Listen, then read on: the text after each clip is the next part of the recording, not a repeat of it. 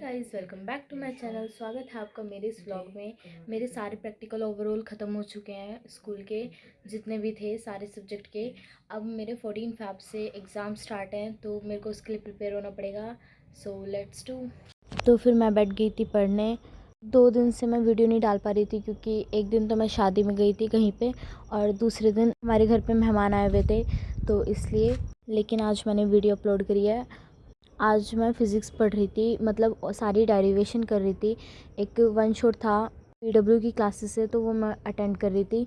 मैं पूरी क्लास तो नहीं ले पाई, लेकिन थोड़ी बहुत शुरू की 10-5 डेरिवेशन तो मैंने कर ली थी।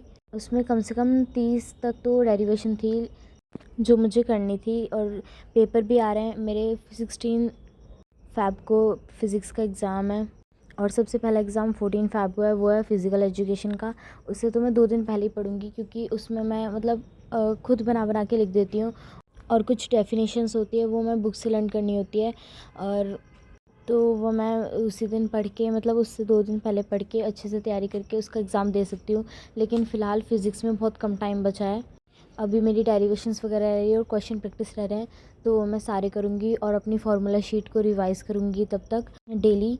बस मेरे को केमिस्ट्री में थोड़ा डर लग रहा है, क्योंकि उसमें मेरी बहुत कम प्रिपरेशन है, और उसका एग्ज़ाम भी थोड़ा जल्दी में है। मतलब फ़िज़िक्स के बाद सीधा उसका एग्ज़ाम है 19 फ़ैब को, तो उसके लिए भी मेरे को प्रिपेयर होना पड़ेगा। और मैथ का भी एग्ज़ाम है, बट उसमें कम से कम 10-12 दिन की छुट्टी है, तो वो मैं आराम से उसे तब भी कर सकती हूँ।